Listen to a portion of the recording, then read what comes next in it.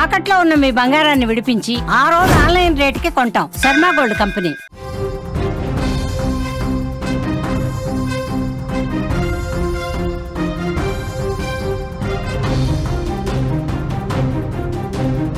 Breaking news చూస్తున్నాం. ప్రధాని Modi America పర్యటనకు సిద్ధమయ్యారు. రష్యా చమురుపై ట్రంప్ ఆగ్రహం వ్యక్తం చేస్తూ 50% సుంకం విధించాడు. ఐరాస జనరల్ అసెంబ్లీ సమావేశాలు వేదిక కాబోతోంది.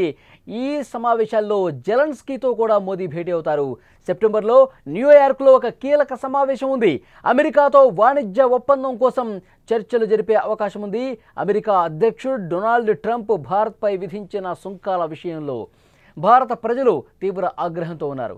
రష్యా నుంచి చమురు కొనుగోలు చేస్తున్న కారణంగా ట్రంప్ మొదట 25% సుంకం విధించారు. ఇప్పుడు ఆ సుంకాన్ని 50% పెంచి భారత ఆర్థిక వ్యవస్థపై ఒత్తిడి పెంచాలని చూస్తున్నారు. ట్రంప్ తీసుకున్న ఈ ఏకపక్ష నిర్ణయాలకు భారతీయులు తీవ్రంగా వ్యతిరేకిస్తున్నారు. ట్రంప్కు సరైన గుణపాఠం చెప్పాలని, భారత్ సత్తా ఏంటో చూపించాలని ఎదురు చూస్తున్నారు. ఇలాంటి పరిస్థితుల్లో ప్రధాని నరేంద్ర మోదీ ఒక కీలక నిర్ణయం తీసుకున్నారు. భారత ప్రజల ఆకాంక్షలకు అనుగుణంగా ఆయన ఇప్పుడు అమెరికాలో పర్యటించడానికి సిద్ధమయ్యారు.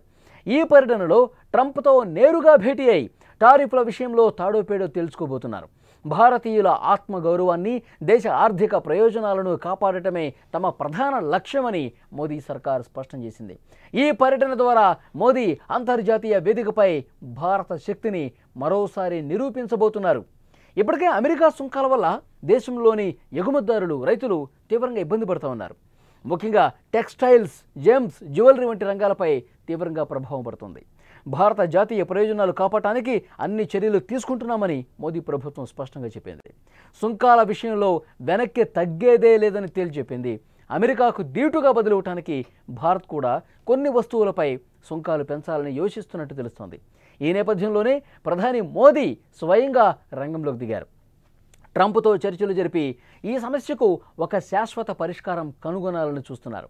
మోదీ దూకుడుగా తీసుకుంటున్న ఈ నిర్ణయం భారత వ్యాపార వర్గాల్లో ఆత్మవిశ్వాసాన్ని పెంచుతోంది. ప్రపంచంలో ఎవరికీ తల వంచం అనే సంకేతాన్ని మోదీ చాలా స్పష్టంగా, వేగంగా, బలంగా, నేరుగా ట్రంప్కి అర్థమయ్యే విధంగా చెప్తున్నారని చర్చ జరుగుతోంది. సెప్టెంబర్లో జరగనున్న ఐక్యరాజ్యసమితి జనరల్ అసెంబ్లీ సమావేశాల కోసం ప్రధాని మోదీ అమెరికా వెళుతున్నారు. ఈ సందర్భంగా పలువురు దేశాధ్యక్షులతో ద్వైపాక్షిక చర్చలు జరపనున్నారు. ఈ పర్యటనలో ఉక్రెయిన్ అధ్యక్షుడు జెలెన్స్కీతో కూడా భేటీ కావడం కీలకంగా మారింది. రష్యా, ఉక్రెయిన్ మధ్య జరుగుతున్న యుద్ధాన్ని ఆపటానికి మోదీ చొరవ తీసుకోవాలని జెలెన్స్కీ కోరినట్టు తెలుస్తోంది. ఇప్పటికే మోదీ రష్యా అధ్యక్షుడు పుతిన్ జెలెన్స్కీతో ఫోన్లో కూడా మాట్లాడారు.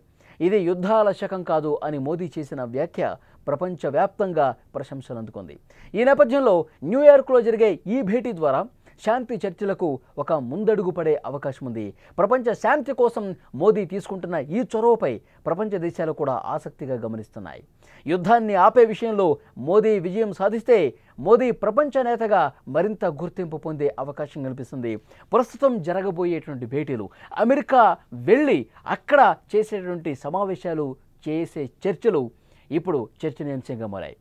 మోదీ చాలా కీలకమైనటువంటి అడుగులు వేస్తున్నట్టుగా సమాచారం వస్తోంది. ముఖ్యంగా పుతిన్తో ఫోన్లో మాట్లాడారు, అలాగే జెలెన్స్కీతో కూడా ఫోన్లో మాట్లాడారు. ఇది యుద్ధాల సమయం కాదు, యుద్ధాల శకం కాదు, శాంతియుత చర్చలే అన్నిటికీ పరిష్కారాన్ని చూపిస్తాయి అని మాట్లాడినటువంటి పరిస్థితి ఉంది. అంటే ఇక్కడ యుద్ధాన్ని ఆపుతాను, అన్ని యుద్ధాలు ఇప్పటివరకు నేనే ఆపాను అని ట్రంప్ మాట్లాడుతున్నటువంటి సమయంలో ఒక అడుగు ముందుకేసి పుతిన్తో జెలెన్స్కీతో మోదీ మాట్లాడటం ఒక వ్యూహాత్మకమైనటువంటి ఎత్తుగడగా చెప్తా ఉన్నారు. ఈ యుద్ధాన్ని, ఎందుకంటే రెండు దేశాలతో భారత్ స్నేహభావం కలిగి ఉంది. రష్యాతో అయితే చిరకాలంగా మంచి మిత్ర దేశంగా భారత్ ఉంది. కాబట్టి పుతిన్తో చాలా సానుకూలమైనటువంటి వాతావరణంలో ఫోన్ సంభాషణ జరిగింది. అట్ ద సేమ్ టైం జెలెన్స్కీతో కూడా అదే రకమైనటువంటి చర్చలు జరిపిన పరిస్థితి ఉంది. ఇప్పుడు అమెరికా, న్యూయార్క్ వెళ్ళి అక్కడ ఐక్యరాజ్యసమితి జనరల్ అసెంబ్లీ సమావేశాల్లో చాలా స్పష్టంగా రెండు దేశాధ్యక్షులతో మళ్ళీ ఒకసారి మాట్లాడి ఈ యుద్ధం శాంతింపజేసే ప్రక్రియ వేగవంతం చేస్తే మోదీ మాట నెగ్గే అవకాశం ఉంది. ఈ యుద్ధాన్ని ఆపే విషయంలో అత్యంత కీలక పాత్ర మోదీ పోషించాడు అని ప్రపంచం గుర్తించబోతుందని చెప్పి ఒక చర్చ జరుగుతుంది. ఎందుకంటే ట్రంప్ సాధించలేనిది మోదీ సాధించారు అని ఒక ప్రచారం ఒకవేళ జరిగితే గనక సో డెఫినెట్గా ప్రపంచ స్థాయి గుర్తింపు వస్తుంది.